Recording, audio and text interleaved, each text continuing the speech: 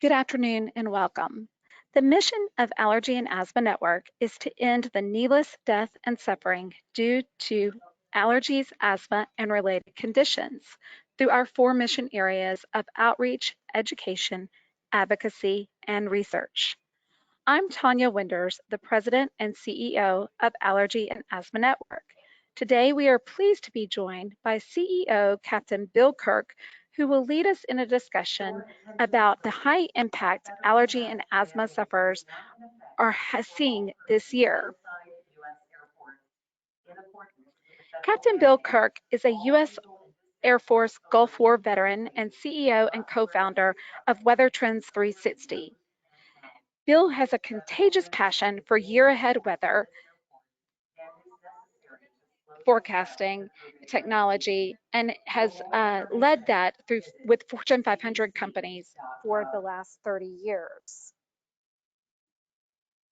Bill studied calculus, physics, and theory at Rutgers and won the Air Force Distinguished Graduate Award from Governor King before entering the United States Air Force.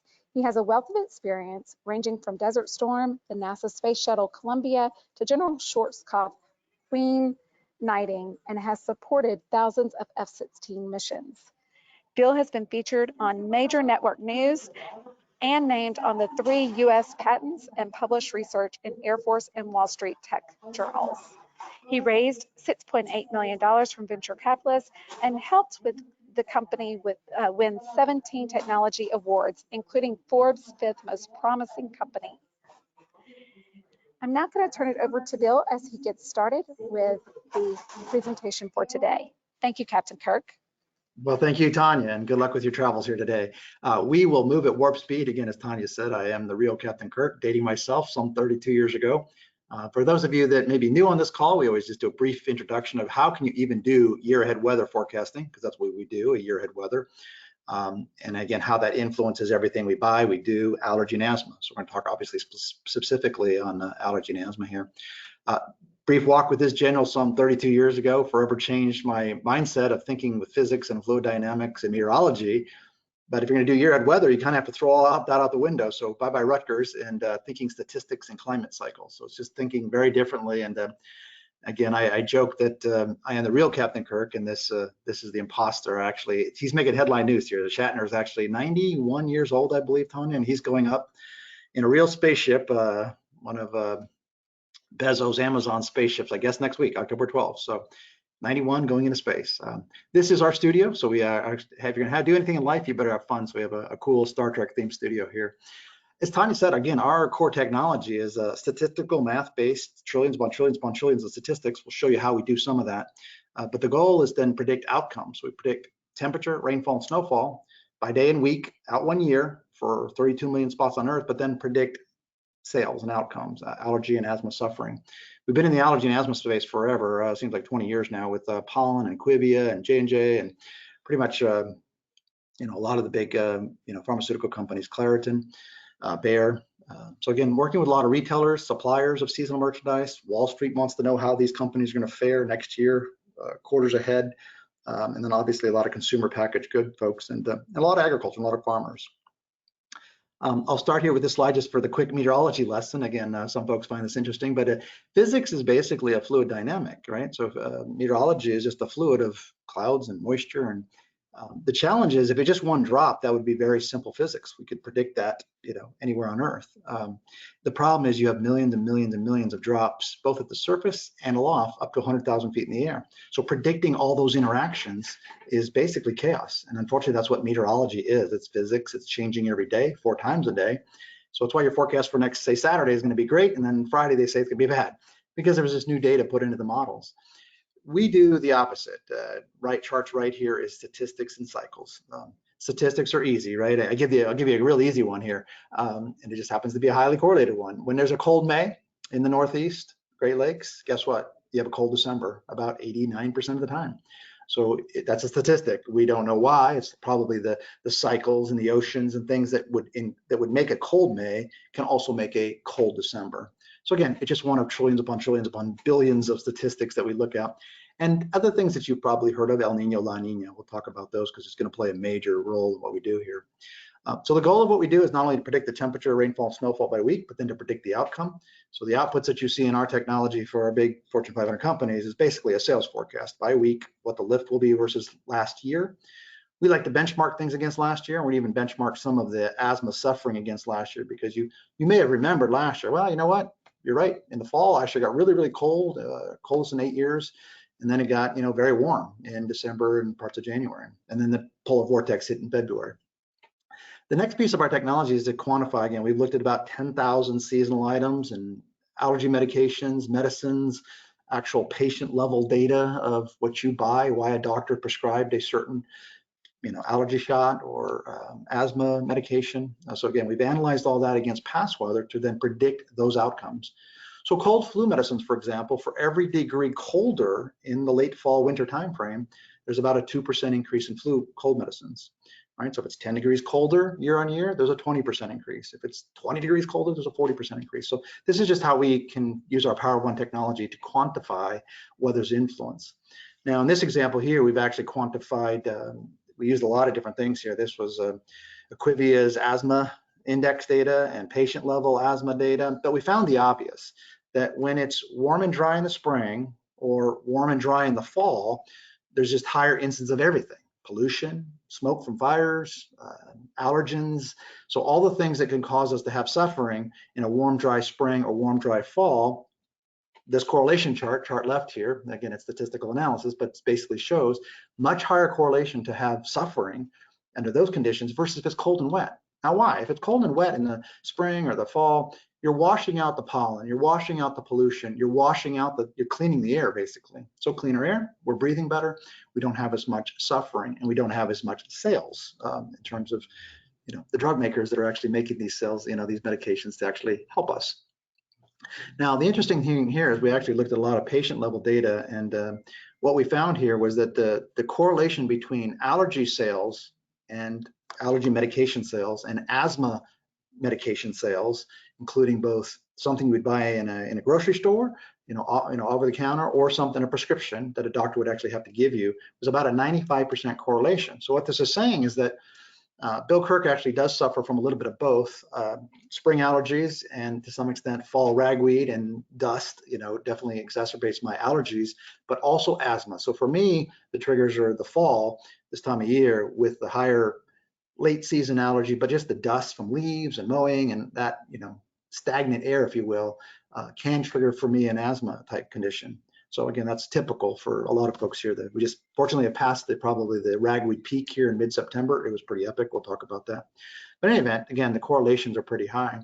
Now, if you're going to believe anything we had here to say today, you're going to have to first believe that your head's accurate and that our short range is accurate, because a lot of this data is used on the Allergy and Asthma Network. There's a little weather index in there that actually predict your allergy suffering, asthma suffering, and even flu potential in an index form on the Allergy Asthma Network. We'll show you that here in a minute.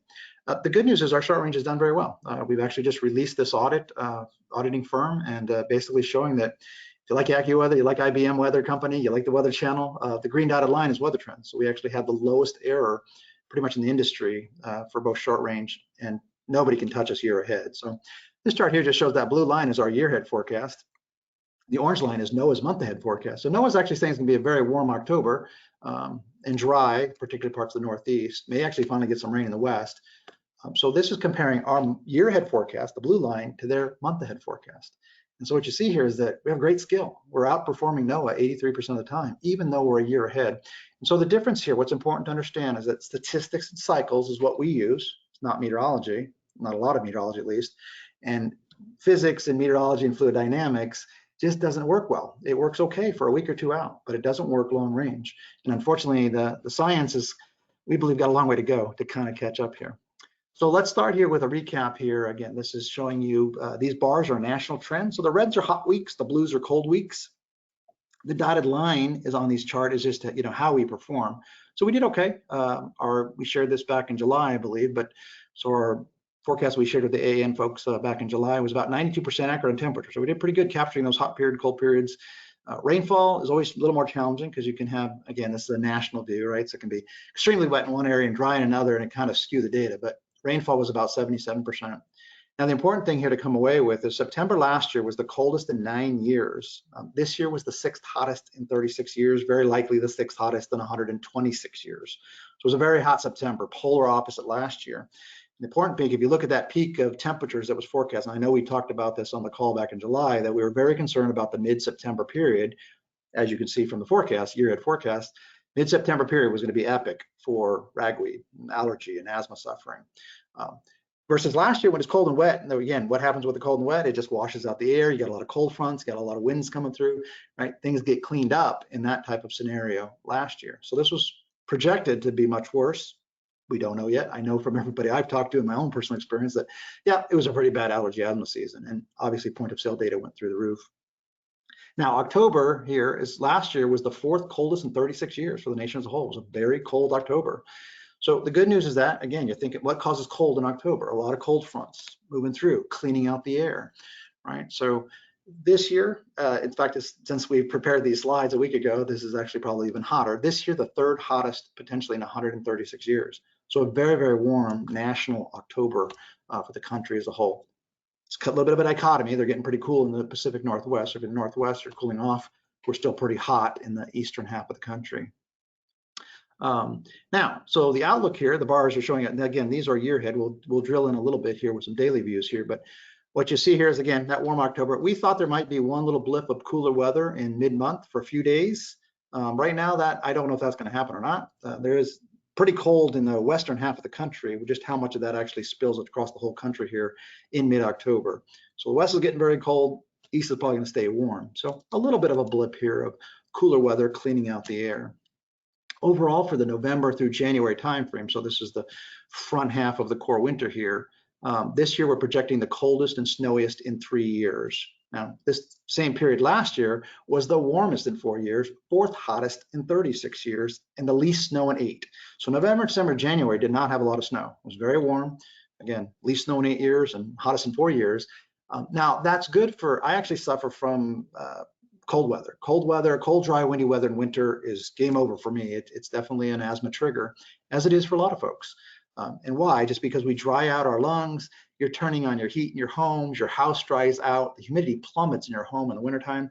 So if you can get a humidifier, I'd highly recommend a humidifier because you can keep your house around 43% humidity, which is hard to do in the northern climates. It's hard to keep your house that moist. It's actually good for obviously your asthma suffering, but it's also good for killing viruses. We know from flu viruses and Harvard studies that you can kill the flu virus with about 72-degree temperature and 43% humidity. Mice didn't get sick in labs, you know, even though they're exposed to flu. So it just kills it. Flu degrade the humidity with even COVID causes viruses to deform. They get less spiky. They're just not as viral as they are in dry weather, less humid weather, or really cold weather, which can preserve, in theory, the virus.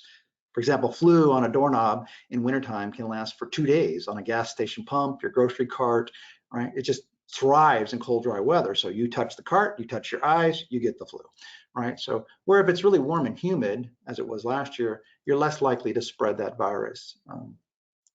So again, just a higher risk asthma season for sure. One of the triggers here for this, our projection of a much earlier start to winter this year is just a soon to be moderate to strong La Nina. We kind of call this a double dip. We had a weak La Nina last year. And all this is just simply the cooling of the Pacific Ocean. And it's very important. The oceans is one of our 24 climate cycles. It drives the weather on the earth. Now what you see here, this map is a year-on-year map. So this, all that blue, what's really interesting here is actually the really, really cold waters north of Siberia, much, much colder than last year. And so what happened last year is we had a really warm Arctic area, but what's interesting about that, it actually led to Russia and Siberia having a very, very, very hot fall, and then the bottom fell out. They just had epic polar vortex, nothing like what we had in February times 10 through their winter. So they had an epically cold winter bottled up mostly in Russia and Siberia last year. And we got a little piece of that in February that came into the US for about 2-3 weeks, but that really was our winter last year. This year, what's interesting, the scenarios kind of flip-flop. Russia's actually pretty cold right now, which may actually lead to a milder winter for them, but a much colder early start for us. So just totally opposite the scenario here. So that's why we're pretty confident that the polar vortex is a term you're probably going to unfortunately hear this winter, and you're probably going to hear it as soon as December. So again, if your cold weather is your thing, and February may have been your trigger, expect the thing that you experience in February to happen now in December this year. So just a much earlier start to the season. Again, so a lot of cycles here that suggest an early winter. Now, I always caution you too about sometimes we hear things on TV that maybe you think, oh wow, and that how that might influence your perception of your own risk factors. So we'll go through a couple of these quickly because again, you got to be careful because a lot of times that you don't always get the truth on media or for sure social media. One thing that's very critical right now is we are very much in a drought cycle. La Niñas tend to bring drought to North America and South America, and unfortunately, that's why you're seeing huge commodities prices. Epic drought in Brazil. So they've had a 91-year drought. So corn and sugar and orange juice and rice, all the things we might be inclined to buy, and coffee, all those commodity prices are soaring because of the drought there. As you can see in this map here, a good 58% of the country is dry to drought as well. So that's the most in going back to 2013. Now that's important because this time of year, farmers are out there plowing and harvesting. So if the ground is dry and crunchy, and then they're harvesting dry and crunchy corn, I know it is a trigger for me when my farmer does it in my backyard. All that dust, and maybe remnant ragweed pollen, crunching it up and harvesting it is definitely. So those really dry. Now, if you're really, really wet and you're not going to get as much of that harvesting thrown up into the atmosphere. So again, just something to be careful of here. We do actually think that this drought probably continues a little bit into 2022. Now, where it's been really wet, in the South and Texas, where it's actually been pretty cool in Texas this year, and the South been very wet, and even the parts of the East with some hurricanes, you're probably not going to have that crunchy, dust thrown up in the air this time during harvesting season. So we'd look to mold spores. Obviously, if you've been really wet, Louisiana with the hurricanes, Southeast, even Northeast, where we've had tons of rain here the last couple of months, a lot of mold spores if that's your trigger. Now, again, another cautionary note here is just that, we hear from, the wildfires are epic and it's historic, and it's not. So when you look at the data, and this is right from the, acreage burned, right? So this is just showing you the wildfires, the acres burned so far this year. And this was as of, apologize, the navigation here is hiding my data here, but 29 September. So this was just a couple weeks, not even a week ago. So 9.9% below average in terms of acres burned across the U.S. this year. So it's not to say it's not been a bad fire season. It certainly has. And obviously, if it hits a town, then it's really bad because it just wiped out houses. The really bad years, though, would have been 2012. Epic drought year. 2015 was a bad year, 37.8%, 7% above average. So again, it's a factor, and it's certainly, all that pollution and fires and smoke definitely can exacerbate our asthma triggers. But, in terms of looking overall, we would say that this was not a contributing factor to more suffering this year compared to last year, where we, at this point, we're about 14% above average acres burned. So burning more acres, you're putting more of that, again, bad particulate matter, bad pollution into the air. And so quite honestly, this year has just not been as bad if we were to factor that in.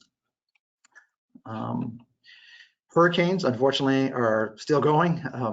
Weather Trends year-ahead projection. I don't think we're out of the woods here yet. The hurricane season goes through November. And I always say this is important because if you just think about what happened to us in the Northeast, we had Ida that went through Louisiana, did a lot of damage, but it's going to be a top 5 worst hurricane in history this year. Ida will be about a $55 billion hurricane. Most of that, ironically, came way up inland Northeast in New York City because of epic flooding, right? So we had an event that just literally flooded out. Entire downtown Philadelphia was under 20 feet of water. It was, pretty epic to say the least. New York City experienced similar things. And that was, again, remnant rainfall. That's important because just think about your lives, right? You couldn't, there was no cable service in Philadelphia for a couple of weeks, right? So you're gone from your home, get out in a panic, and that literally folks getting out of panic. So always say that this time of year, you got, especially with these active hurricane season, be ready with the medication. I've got my supplies on hand. I know what I'm going to do if there's a weather calamity because we're not out of the woods here. We had projected 23 named systems, and again, we think we're still going to get there. We're already at 20. So we were top dogs in terms of the spring season early predictions. NOAA had up to 20. NOAA had said 13 to 20. We're already at 20. So we think this is going to go quite a bit higher. We've got another 2 months of the season. So Florida, Southeast, still think you need to be on guard. So again, always say have that medication ready. Now, wintertime, obviously another reason to have that all on hand. And again, not wait till the last minute and then have a big blizzard hit you. And now you can't get out for 3 or 4 or 5 days. I've had it happen to me. I think all of us, right? We're, yikes, I'm down to 2 pills. And I actually had a situation where I was down to a couple pills left, and then my doctor wouldn't even renew the prescription, in the middle of an epic snowstorm. So I'm like, okay. So fortunately, the pharmacist gave me 4 or 5 more to get me through past the snowstorm. Because I could at least get to the pharmacy, but I couldn't get 20 miles away to the doctor. So this is a year where you want to be a little careful, because we do believe there'll be the snowiest winter in 3 years. So now this is December, January. We think it's the snowiest in 4 to 10 years. So again, a very earlier start compared to what we had last year, which didn't even come until February. So the map top right, is the snowfall trends versus last year. So just to give you a gauge of who's worse, who's better. Blues are a lot more, and yellows and peaches are less. So maybe, just because you're in Iowa and you may have a little less snowfall, if we look at the map in the bottom, the trends versus what we typically get in a given year, it's actually above average. So it's not as bad as last year's pretty epic season, but it's still above average. Worst areas are really going to be probably from Arkansas into the Northeast. Probably some pretty severe storms, to say the least, this year, with the stronger La Nina. Again, AMO cycles definitely hurt a nor'easter cycle. So we have snowfall 18% more than last year, above average. Midwest, Mid-Atlantic, Northeast, even Northwest has got some snowy spots. Unfortunately, the Sierra South, Lake Tahoe South, again, I don't know that this is your year. So the drought conditions in California are about to go super extreme here. I mean, you've seen the Lake Mead levels. You just can't put 43 million people in California that rely on those lakes. Just too many people and too much of an agriculture infrastructure in California. So they got some issues, to say the least. Again, another reason to be concerned is, like, what if they just turn off the water because there is no water? So always have a plan B as to how you're going to navigate how weather's going to influence your life, unfortunately. So this is a big map here. November, apologize for that pop-up. November 21 through January 2021. So this is just showing you the much colder winter than last year across North America. So you see really cold in Canada. Not so bad in northern Canada, nobody lives up there. Europe, pretty bad. Russia, a mixed bag compared to last year. And then obviously it's spring, summer down here, down under. But so the challenge here is that we have a lot of, much more suffering potentially for asthma suffering if you're cold, and certainly for me, cold weather. Europe as well. Maybe a little bit in Eastern China, Japan. So you have a lot of the world population that's actually suffering, not only here in the US, but worldwide. And right now, with just all the supply chain issues, and I don't know that it's totally impacted the drug supplies, but again, we have to think about some of these products. Now, good news is drugs can be shipped on an airplane, but there's dozens and dozens of ships sitting off California that can't get into ports because of shortages of labor, shortage of trucking. Just a container, just to ship a product. Our clients are telling us just to ship a product from China or Malaysia or wherever to the US used to be maybe $4,000, and now it's $30,000. So it's 4, 5, 6, 7 times the cost. There's a whole backlog in the supply chain for a lot of seasonal merchandise. I really believe you're going to see a lot of things on the shelves this winter everywhere. Grocery stores and department stores that just simply don't have product because they're sitting in ships off the coast because we just can't get it into the ports, and not to mention just the shortage. So again, I don't know that that's going to totally impact the supply chain of critical medicines, but again, just something to be mindful of because it is certainly impacting a lot of other things. Now, finally, this is a daily trend here of just the temperature trends on a national scale. So we're just taking all our cities across the U.S. Now, obviously, this is we do this down to every mile on Earth. So we'll show you some of the free tools here on the Allergy Asthma Network that you can use to actually plan. Again, but the big picture here, warm October, but as we start to get in November, we do think the pattern is going to shift pretty dramatically. So all those blue bars down is just much, much colder weather. And again, you can see some of these days here where it doesn't sound like a lot, but on a national scale, when you're 10 degrees colder than a year ago, that's pretty epic. Certainly as we get into, say, Christmas into January, this is kind of our core period of, maybe the week before Christmas, maybe even a little bit before that, all the way through almost all of January is a pretty severe period. So again, that's when I expect probably going to have a pretty significant spike in, cold weather related asthma suffering. Now let's hope that this doesn't lead to, a flu season. Normally colder weather would lead to an earlier onset of flu, but it really has to happen in October when kids go back to school. And what's interesting is we can always use Australia as a bellwether for our flu season, not COVID, but flu. So flu in Australia is that red line last year. They've had 2 back-to-back historically low of all-time flu, historically low. So green last year, it was just, very, very few cases, the dotted green line, and this year's that red line, non-existent. A lot of reasons, wearing masks, kids. I think the bottom line reason why we're seeing a reduction in flu is folks are just mindful of, you do not send your kid to school to win the attendance award when they have the flu or cold or sneezing, right? Don't do that, right? I think we've all learned through COVID that you don't know what they have. Is it the flu? Is it COVID? What is it? So we've learned to be just better humans and not make the entire school sick, So I think that's one of the biggest reasons, just the understanding of we can't do that. The good news is that's a bellwether for our chart on the right. So again, we had a historically low season last year as well. No flu last year. And again, for a lot of reasons, we were just smart about it. Again, I think the bottom line is we were just not sending kids to school sick. And if you were sick, you didn't go to the office or may not have been in the office. So the good news is we don't know that the flu season is really going to be that severe. Usually it would be back to school, you'd see a huge flare up starting in October, November, and it typically would start to really get rampant in December. Even though we have a really cold December, which is concerning, there's possibility that December could be a little more flu than last year, but we still believe it's going to be below this national baseline. So again, we are not expecting a severe flu season this year. COVID, Delta variants, that's all a different story. So again, one of the neat tools I will end here is the Asthma and Allergy Network. If you click on that little green button at the very top, it'll give you a little chart that looks like this. You can enter your zip code, and the neat thing is it actually go all the way out until you can pick a date. So you pick this date tool and say you're going to be in a wedding in Miami in May. Well, maybe you don't know that you'll have, I never have a problem in May, but you live in Minneapolis, right? Normally. So you can't equate what's happening in Minneapolis in May with Miami in May. So a lot of times we find that folks that actually travel are like, oh my goodness, I had no idea Hawaii had all these pollens that I never experienced before. I'm getting my asthma allergy symptoms that I would get in, Philadelphia in April, but now I'm getting them in Hawaii in November. Well, because you're not used to it, right? You don't know what they're thinking. So this will help you with that.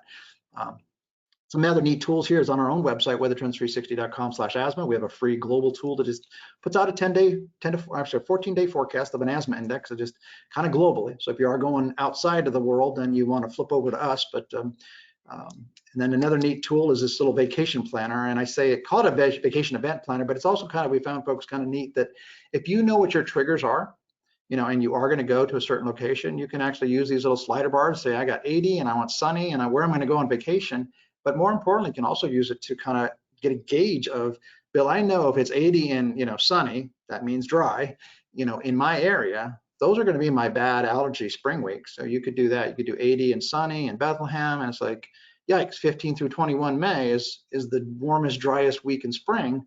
You know what? That's probably 15 through 21 May. That's probably also your, bad allergy asthma day. And of course, we have free apps, WT360 Lite, WT360 Pro, both platforms. So again, if you just start to monitor what triggers, so when you this winter, when you get a really cold snap, see if it triggers your asthma, and kind of keep that mental. I know a lot of folks talk about jotting things down and making sure, by the time you see your doctor 3 or 4 weeks later, after you've been weeks of suffering, you may forget what the weather was that actually caused the initial outbreak. Right? So I think it's really critical if we start to get some of that data. And unfortunately, not a lot of folks are doing a good job of collecting that data. Apple Watch, they're trying to do some of the stuff, but we just got to figure that out better, I think, where we can all kind of get a sense of that. I know exactly what mine is. It doesn't matter the temperature. It's just, if it's warm and dry in the fall, game over for Bill Kirk. Then finally, again, our goal with our big clients, big clients don't really want to see all those cool little indexes that are helpful for you and I. They want to know explicitly, what does it mean for my asthma medication, week by week, zip code by zip code, store by store, out a year, everywhere on Earth. So Tanya, it's right at about 3:35 here. I think I'll take a break. And if there's any questions, we'll go forward. Thank you so much, Captain Kirk. That was so informative and helpful. Let's go now to our questions. You can input your question into the control panel at any time. We'll get to as many as possible here. We have a few that have already been teed up. So first, we have a question here from Suzanne, who asks, how does the weather affect RSV? Tanya, so help me out. RSV is a respiratory virus, so it's a cold essentially. Cold virus, right? So again, what happens with any virus or even bacterial is that in the wintertime, what happens unfortunately is that we just several things, right? So what's happening right now? My suntan, I had an awesome tan, is gone. It's going at warp speed. My vitamin D levels are obviously starting to drop. right? So your natural immune system, the reason we get the flu in the wintertime, it doesn't mean that the flu's not around in the summertime. It's just that we're much more healthy in theory with vitamin D loads in the summertime than we are when there's no sun and no vitamin D in the wintertime. So our immune systems are just naturally weaker in the wintertime. The other unfortunate thing is we turn on our heat. You turn on your heat in your house. Your humidity, right now, my humidity in my house here in Pennsylvania is still at about 50% inside the house, 50, 60%. That's high, that's good. It kills most everything, flu included. It's still relatively warm. But as soon as you turn your heat on, and if you have no humidification in your home and you're tied up, tight northern climate home, your humidity can drop to like 10%, 15%. It can be almost a desert inside your house. Think about what that's doing to your lungs and your throat, right? You're just totally drying out your throat. You're going to cough more. You're just much more susceptible to getting those viruses, right? So that's why they say if you can keep the humidity high, you're killing a virus, because the virus, not that you kill it, but you cause it to swell, right? So this nice, think of a nice little pollen. Pollen looks like this little ball with spikes on it, right? And COVID looks kind of the same, right? Little ball with little spikes. But if you have high humidity or higher temperatures or both, and then even high UV, you cause this thing to swell and turn into like Quasimodo, right? And it just is not as effective. The spikes aren't as spiky. It's just less likely to attach to your throat or your nose or your eyes. So it's really critical. This is kind of a season where we probably, and it's gonna be frustrating, right? We're gonna get a cold and like, oh my God, do I have flu? Do I have COVID? What do I have? Right? I mean, everyone, you cough, right? You're an alien if you cough anywhere, in the grocery store. So yes, this is a year where we have to be a little more mindful that it's a much earlier start, and when you have an earlier start, like last year, if we started in February, game over, because we're already starting to get warm in March. You don't allow the virus to really spread through the population, at least flu and cold. Whereas if you start early in November, December, which we believe we will, and then you're going to your, Thanksgiving parties and Christmas and whatnot, you're going to spread it much earlier, because we're all going to probably get a little bit sicker quicker in some capacities in November, December. So you're just going to have more of the population sick, and then we got to go through January and February. All right, so yes. So definitely, yes, definitely the weather, colder temperatures make it the surroundings and the environment much more susceptible for transferring viruses. I mean, I think that's the bottom line here, that definitely weather does affect RSV and all viruses. And the colder the weather, the more likely that you'll have those exposures and susceptibility, the faster it'll spread. Yep. So then the next question comes from Eric, Captain Kirk, and says, since the last week in October is forecasted for +8 degrees than normal and November less 5 degrees than normal, is that type of transition a greater risk for asthma attacks, having those big variations of 10 to 12 degrees?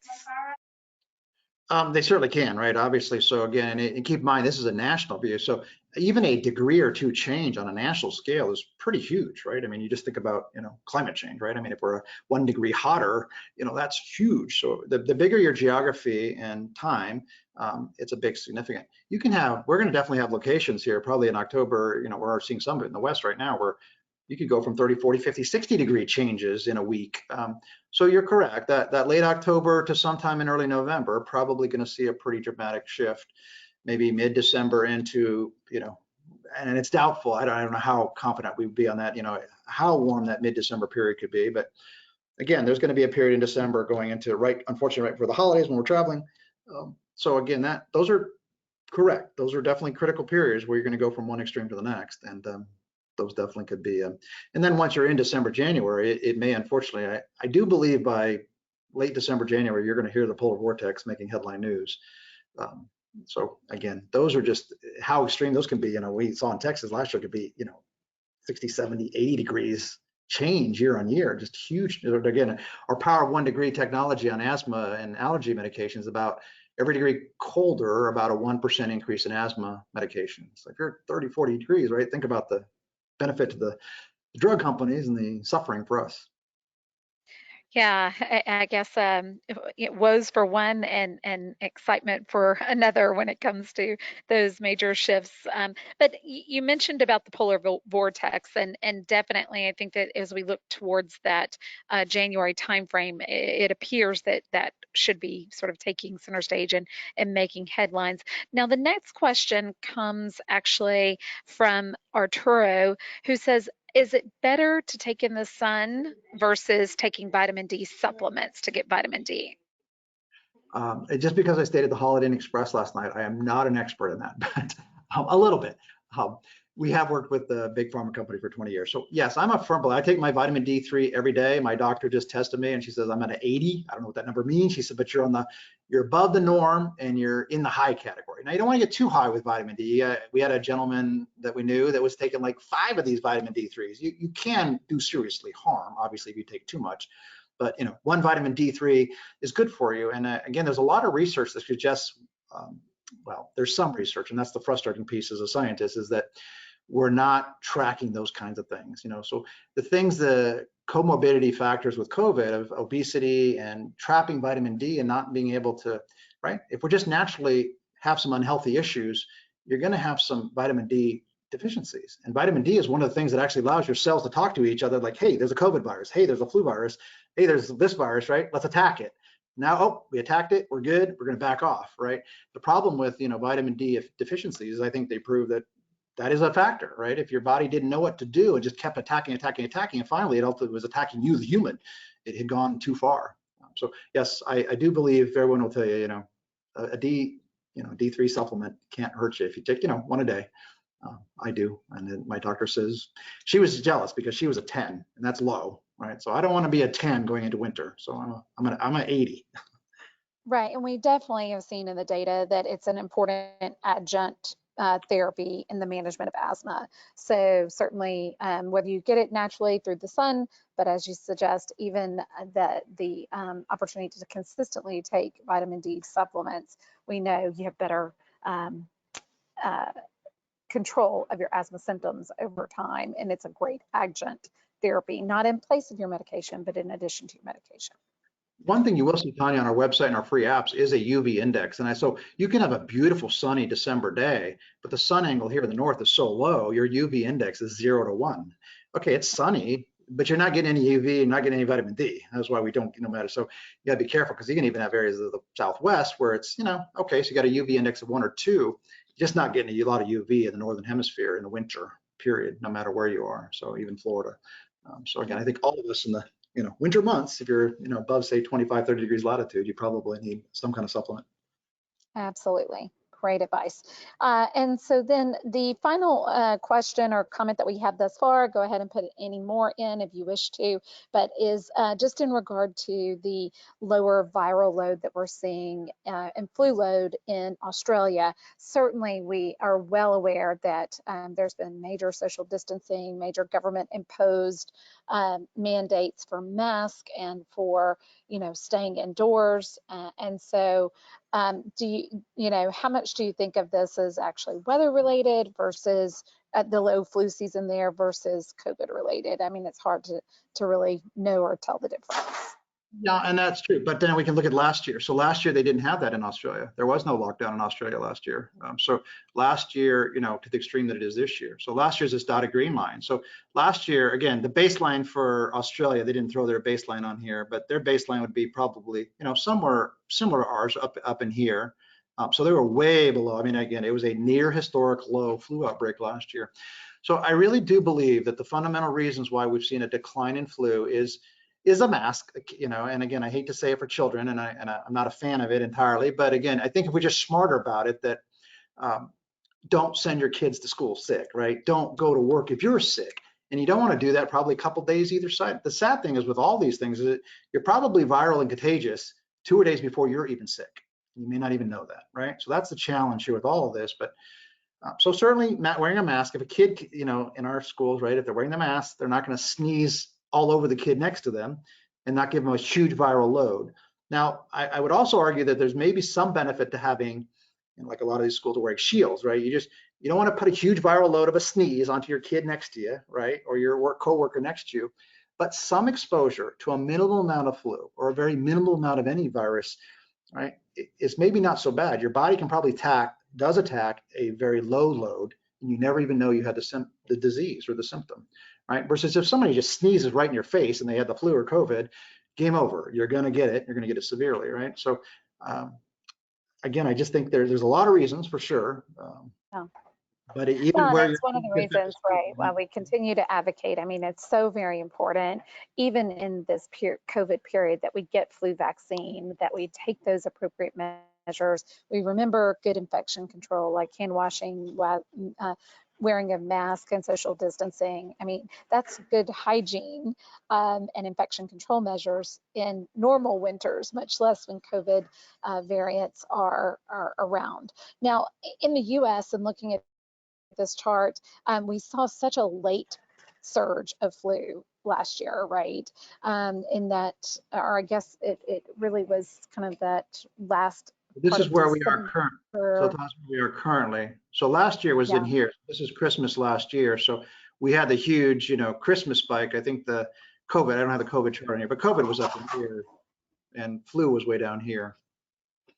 So we really never got a spike Yeah. in flu last year, just, briefly, but normally it would be, bad years would be up in here. However, yeah. So it'll be interesting to see how the 2021-2022 season fares because, again, here in the U.S., most schools are open. Most people are getting, to be more active and traveling.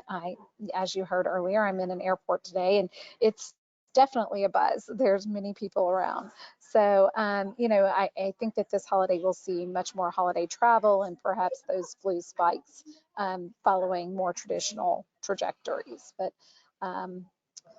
so just real quick, one last thing. I see that you're going to the perfect slide here, Bill, which I'm is sorry. that allergy and flu index forecast and the ability to put in your zip code at the allergyasthmanetwork.org/weather site. Don't hesitate to visit there, and definitely it should be a great resource for you as you go throughout the coming weeks and months as we head into the holidays. Now, I just want to briefly remind everyone of our upcoming webinar on the next slide.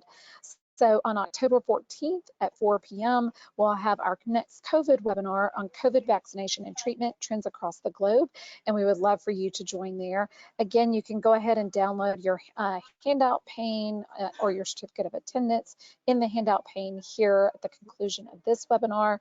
And then, as always, we at Allergy and Asthma Network are committed to continuing to walk alongside you in this journey and to help end the needless death and suffering due to allergies, asthma, and related conditions. We appreciate you, Captain Kirk, and your expertise as always. We also appreciate each of you for being here today and for joining us. We will have this posted on our website within 48 hours and hope you all have a wonderful day. Have a great day.